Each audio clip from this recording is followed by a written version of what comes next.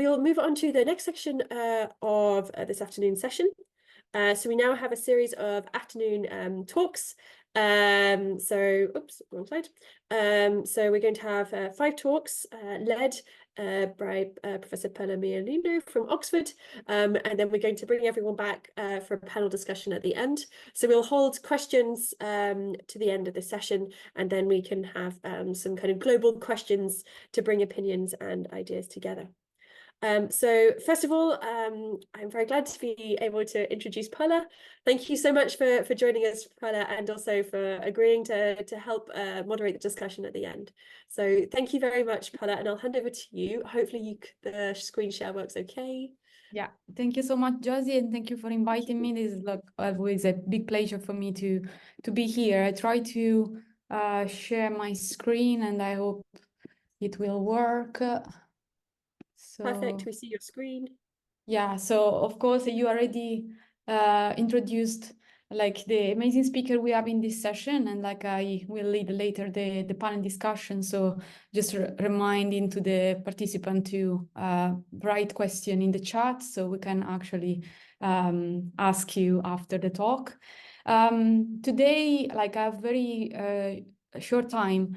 Many of you maybe know me more from about my work on tactile sensing and sensory motor coordination. But today I decided to talk a little bit more about work I'm doing in the context of embodied computation, in particular, how we can achieve distributed computation within the robot body. So we all know and we all love our soft robots. We saw that the majority of them, of course, are like actuated with pneumatic actuation. However, the main issue, as we all know, is that usually these lead to have a control unit that is definitely much bigger of the robot itself, heavier than the robot, and of course cannot easily be integrated in the robot for distributed computation.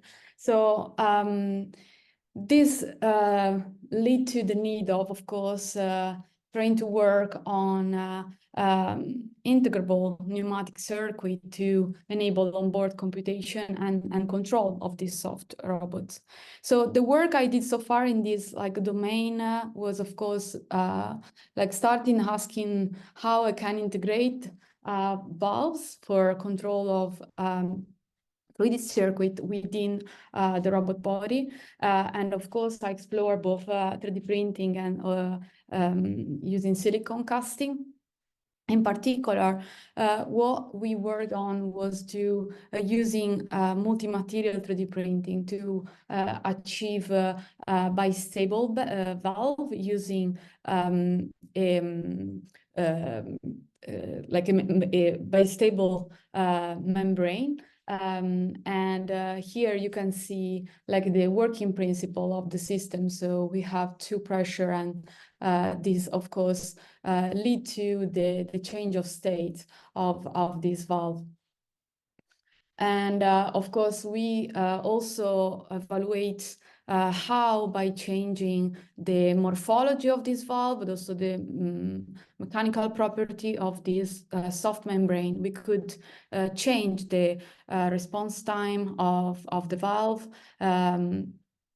and also the critical pressure to tune it to the specific application. We also evaluate aspects about durability and manufacturing of the system, and performing repeatability test and fatigue test. This is actually a video that show the valve during operation. Of course, you can see that still is not very small, but here you can see like how it works. And this was completely 3D printed with the multi-material 3D printer, okay, what we have on site. So after this, like we, of course, try to think about we can reduce the number of valves that are needed to control different pneumatic circuits, because as you can see here, like usually you have one valve for each chamber. And we extended the work by designing multi-channel valves. In particular, we used this spool that can move depending on the state of the bistable membrane. And of course, we can achieve different type of multi-channel valve, 3-2, 4-2, or 5-2. Also, in this case, we use a multi-material 3D printer to fabricate the system. And like here, you can see quickly like the fact that they can be easily assembled. We could also reduce the dimension of the valve in this case, and we can demonstrate the use of just two multi-channel valves to control this agonistic-antagonistic actuator with a gripper to achieve different position and open and close the gripper. And for doing this task, usually you did at least 5 valves. Here we could just use 2, and this is like an example of what we did by using just 2 valves. So showing that like we could, of course, like actuate the robots with less valve on board. Like we're going on, we also wanted to move to the just like on-off behavior, but trying to achieve proportional valves, so modulate the pressure to achieve better behavior for our soft robots.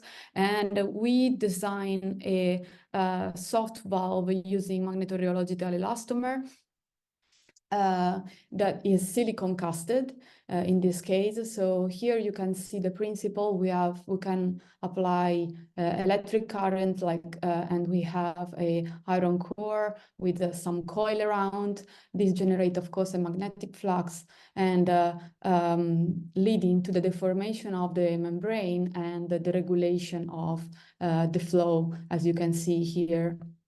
This is like some information about the dimension of the valve. This was the smallest that we could achieve with this kind of methodology. And here you can see like what we could get by using this valve to control a simple pneumatic actuator. So we have a good response for this PID controller, and of course we could regulate the pressure in this case to achieve different motion for the actuator.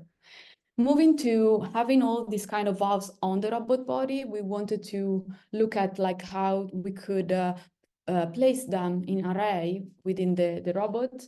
And of course, the main challenge were magnetic interferences and like heat dissipation. So we did some work to be able to create a sort of cooling chamber around, and of course, evaluating like the best placement for reducing the magnetic interference. Here is some like steps of the manufacturing, and this actually is what we could achieve with the whole valves placed on the palm of this soft end. And you can see how we could control the pressure to achieve different posture of the hands using these 4 valves. Of course, we also evaluated like the temperature increase, like the operation during the operation time, with and without the use of this cooling chamber in it. And finally, the last work that we're carrying on is related on how we can speed up the process of achieving the computation on board by using valve, and also like fit in the robot body in an optimized manner. So here what we did was to work on a design automation toolbox for pneumatic circuit. In particular, the user can provide a logic function and also the constraint related to where like the pneumatic circuit should be placed on the robot body. And this toolbox can generate a file that can be 3D printed and can produce the assembly of the valves to achieve the logic function desired, and the assembly is actually fitting the space constraint that is provided in input.